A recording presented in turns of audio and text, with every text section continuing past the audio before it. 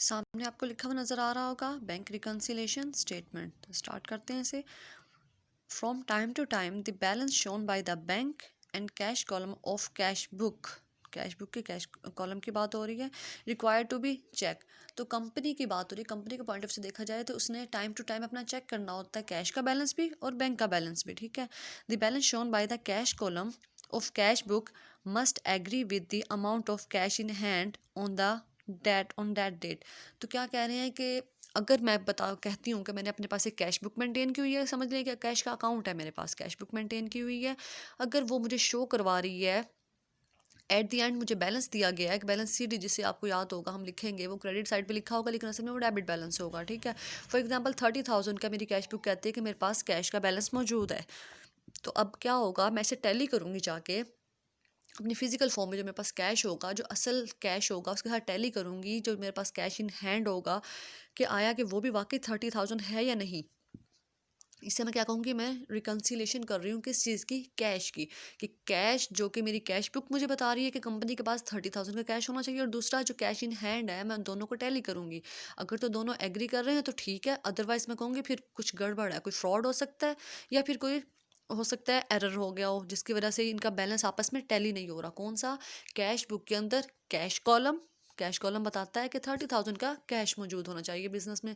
अब असल में जब जाके मैंने काउंट किया, फॉर एग्जांपल वो 30,000 नहीं था, वो 25,000 था। तो इसका मतलब है 5,000 की कुछ या तो लिखने में गड़बड़ हुई है, या फिर कैश असल में वहाँ पे मौजूद नहीं है। तो इसके लिए हम क्या करते हैं, इसके लिए फिर हम देखें आगे दिया होगा यहाँ पे, the reconciliation of the cash balance is simple matter. It if it does not agree, it means that either some cash transaction have been omitted from the cash book। क्या होगा, कैश बुक में हम कोई transaction ऐसा है, कोई expense ऐसा जिसे मेंशन करना भूल गए हैं, जिसकी वजह से कैश बुक जो है वो ज़्यादा बैलेंस शो करें। जैसा कि मैंने कहा वो 30,000 शो कर रही है, असल में कैश 25,000 का मौजूद है। तो वजह क्या होगी, वजह ये सामने आ रही है कि आप कोई ट्रांजैक्शन ओमिट कर गए, ओमिट भूल गए हैं आप उसे करना, और an amount of cash has been stolen और लॉस्ट। या फिर दूसरी बात क्या हो सकती है, वो जो 5,000 का डिफरेंस आ रहा है वो इसलिए आ रहा है कि कैश बुक तो ठीक है, वहाँ पे ट्रांजैक्शन में ओमिशन नहीं हुई, ट्रांजैक्शन ने काम ठीक रिकॉर्ड किया हुआ है, वहाँ पे जो कैश बुक में ट्रांजैक्शन ठीक रिकॉर्ड हुई है वो 30,000 ही होना चाहिए। 25,000 का बैलेंस है, इसका मतलब है कि वो 5,000 का जो है कैश हमारा या तो चोरी हो गया है या फिर कहीं गुम हो गया है। ठीक है, ये इस तरह से काम करती है हमारी कैश बुक का बैलेंस होना चाहिए। ठीक है, the reason for the difference is ascertain and cash book can be corrected. तो रीज़न फाइंड करके बाद में उसे जाके कैश बुक को करेक्ट करेंगे, दोनों में से जो भी बातें सामने आएंगी। So far as balance is concern, it is reconciliation is not simple. अगर बैंक की बात की जाए तो कहते हैं बैंक बैलेंस जो है वो इस तरह से, उसकी रिकन्सिलेशन इस तरह सिंपल नहीं होती जिस तरह, क्योंकि कैश बुक हम खुद ही मेंटेन कर रहे थे, हमें मालूम था उसका बैलेंस कितना है, और कैश भी हमारे पास मौजूद है, दोनों चीज़ें हमारे पास मौजूद है। हम जब चाहे उसे टैली करके उसकी मिस्टेक्स को आइडेंटिफाई करना या उसके एरर्स को पकड़ना ज़्यादा ईजी होता है एज़ कम्पेयर टू बैंक। क्योंकि हमने पढ़ा कि कैश बुक के अंदर जो काम कर रहे हैं वो कौन कर रहा है, वो कंपनी का अकाउंटेंट कर रहा है। बैंक कॉलम जो है वो कहाँ बना है, कैश बुक के अंदर। वो कौन बना रहा है, वो कंपनी का अकाउंटेंट बना रहा है, वो रिकॉर्ड कंपनी में मौजूद है। दूसरी तरफ असल में जो बैंक का बैलेंस है वो कहाँ मौजूद है, वो तो बैंक में मौजूद है। ठीक है, तो दोनों अलग अलग चीज़ें हो गई, इसलिए इनको रिकनसाइल करना थोड़ा मुश्किल हो जाता है। The balance shown by the bank column of the cash book should always agree with the balance shown by the bank statement, because the bank statement is a copy of the customer's account in the bank ledger। तो फिर जो हमारे पास cash book हमें show करवा रही है कि हमारे पास इतना बैंक का बैलेंस होना चाहिए, तो असल में भी बैंक को भी बताना चाहिए कि वाकई आपके पास इतना बैलेंस मौजूद है। ठीक है, but the bank balance as shown by the cash book and the bank balance as shown by the bank statement. ये बैंक स्टेटमेंट किसकी बात हो रही है, पासबुक। यानी कि एक कैश बुक आपको बता रही है कि आपका बैंक का बैलेंस इतना है, और दूसरा आपको कौन बता रहा है, बैंक स्टेटमेंट या फिर पासबुक बता रही है कि बैंक का बैलेंस इतना है। ठीक है, बैंक स्टेटमेंट सेल्डम एग्री के, तो बहुत कम होता है कि ये आपस में एग्री करें। Periodically therefore means after a short period क्या करते हैं हम लोग, अ स्टेटमेंट इज प्रिपेयर्ड, क्या नाम दे रहे हैं उसे, कार्ड bank reconciliation statement, to find out the reasons for this agreement between the bank statement balance and the cash book balance of the bank, and to test whether the apparently conflicting balance do really agree। वही बात कि cash book का अगर disagree कर रहा था तो वो तो दोनों हमारे पास मौजूद थे, हमने उन्हें टैली कर लिया, जो होगी हमने रीज़न आइडेंटिफाई कर ली। बैंक रिकन्सिलेशन किस तरह से काम करेगी, एक तरफ हम लेंगे कैश बुक के कॉलम बैंक वाला कैश बुक में मौजूद बैंक का बैलेंस लेंगे।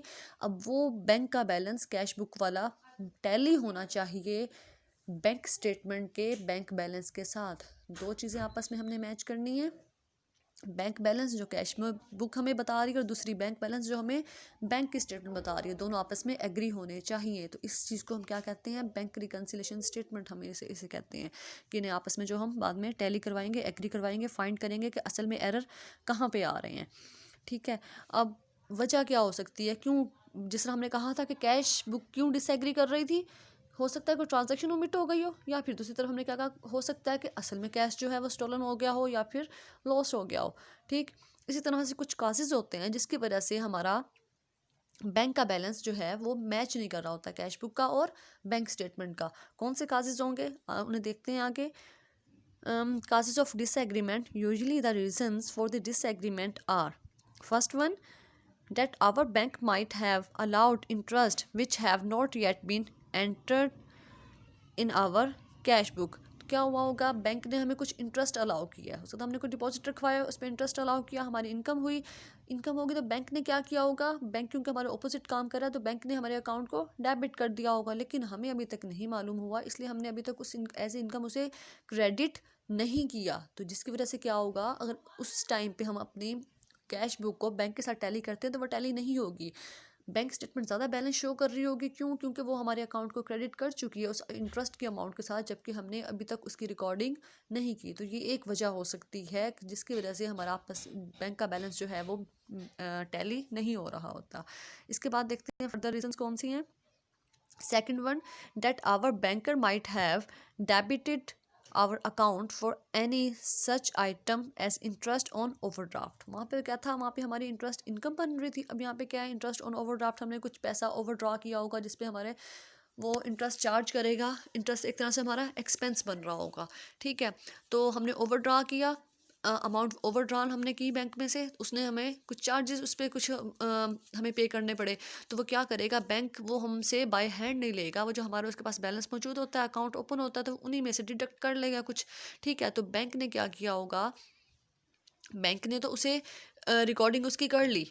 ठीक है, जो हमारी वो एज ए एक्सपेंस होगा बैंक ने तो उसे क्रेडिट कर दिया, लेकिन हमने उसे अभी तक डेबिट नहीं किया। तो ये हो सकती है रीज़न, एक दूसरी रीज़न जिसकी वजह से हमारा बैंक का जो बैलेंस है कैश बुक का और बैंक स्टेटमेंट का टैली नहीं करता। Third one, that some of the cheques which we drew and for which we credited our bank account prior to the date closing were not presented at the bank and therefore not debited in the bank statement। क्या हुआ है, हमने किसी supplier को payment करनी होगी, तो क्या कह रहे हैं कि क्रेडिटेड आवर बैंक अकाउंट, हमने तो अपना बैंक अकाउंट क्रेडिट कर दिया लेकिन बैंक ने अभी तक डेबिट नहीं किया। हम अपना बैंक अकाउंट क्यों क्रेडिट करेंगे, हो सकता है हमने किसी सप्लायर को पेमेंट करनी हो। ठीक है, अगर मैं किसी सप्लायर को पेमेंट करने जा रही हूँ, फॉर एग्जाम्पल मिस्टर अली कोई पर्सन है, उन्हें मैंने 10,000 की पेमेंट करनी थी, मैंने उन्हें अपना एक चेक काट के दे दिया, चेक उन्हें दे दिया।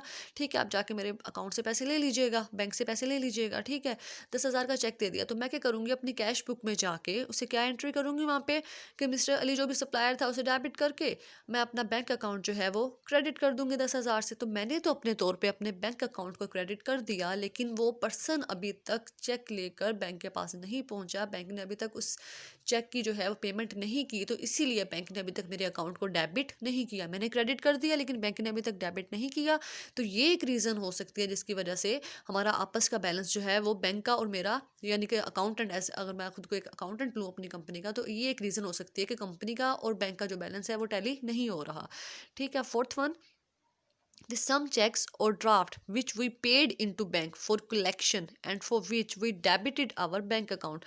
अब क्या होगा, मुझे मेरे किसी कस्टमर ने चेक दिया होगा, मैंने उससे पेमेंट लेनी थी। ठीक है, उसने बाय हैंड नहीं दी, बाय कैश मुझे पेमेंट नहीं दी, उसने मुझे चेक दे दिया। ठीक है, वो मैंने क्या किया, उसे जाके draft we paid into the bank, मैंने किया जाके बैंक में अपने तौर पे उसे पे कर, यानी कि जमा करवा दिया मैंने चेक जाके बैंक में फॉर कलेक्शन, ताकि मुझे उसके पैसे मिल सकें, ताकि उसके पैसे जो है मेरे बैंक अकाउंट में जा सकें, and for which we debited our bank account. ऐसा ही करूँगी ना, जब मेरा कस्टमर मुझे पेमेंट करेगा, मुझे पता है मेरे बैंक का बैलेंस इंक्रीज़ होगा। ठीक है, मैंने अपने तौर पर अपना कैश बुक में बैंक का बैलेंस है उसे इंक्रीज़ कर दिया, उसे डेबिट कर दिया, लेकिन क्या हुआ, were not realized within the date of the closing and therefore not credited by the bank। लेकिन जो क्लोजिंग की डेट थी अभी तक बैंक ने उसे क्रेडिट नहीं किया। मैं तो डेबिट कर चुकी, मेरे अकॉर्डिंग तो मुझे चेक मिल चुका, मैंने वो बैंक में भिजवा दिया चेक, ठीक है, मैंने अपने तौर पर डेबिट कर दिया, लेकिन बैंक ने अभी तक उस चेक की को ट्रीट नहीं किया, उस चेक की अभी तक रिकॉर्डिंग नहीं की, तो इसी ये एक वजह हो सकती है कि हमारा आपस का बैलेंस मैच नहीं हो रहा। Fifth one, that the banker might have credited our account with amount of a bill of exchange or any other direct payment into bank and the same may not have been entered in the cash book। अब क्या होगा, हो सकता है कोई bill of exchange की payment थी, या मेरा कोई कस्टमर था, उसने क्या किया, जाके डायरेक्ट पेमेंट कर दी बैंक में, मुझे नहीं मालूम हुआ, उसने मुझे पेमेंट करनी थी, ड्यू डेट आई, उसने अकाउंट वो चेक के थ्रू जाके एक मेरे बैंक में पेमेंट कर दी उसकी। अब बैंक ने तो मेरे अकाउंट को क्रेडिट कर दिया होगा, लेकिन मुझे अभी तक मालूम नहीं हो सका था उस डेट पे, तो मैंने उसे अभी तक डेबिट नहीं किया, तो ये एक रीज़न हो सकती है हमारा बैलेंस डिसएग्री हो रहा है। 6 पे आ जाएगा द चेक्स डिसऑनर्ड।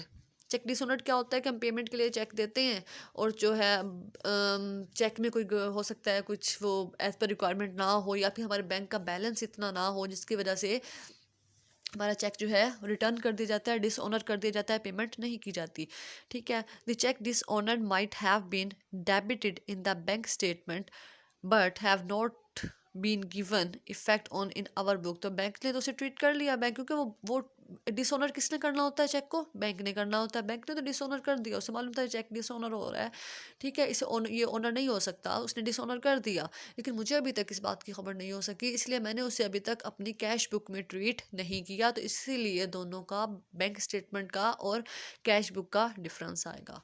तो ये कुछ काजेज़ थे, कुछ रीज़न थी जिसकी वजह से हमारी कैश बुक का बैंक का बैलेंस और दूसरी तरफ बैंक स्टेटमेंट का बैंक का बैलेंस आपस में टैली नहीं करता है। कैश बुक और बैंक स्टेटमेंट के आपस में टैली होने की, आपस में जो टैली नहीं होते उनकी ये कुछ वजूहात थी, कुछ रीज़न थे, कुछ काजेज़ थी जिसकी वजह से आपस में बैलेंस डिसएग्री कर जाता है।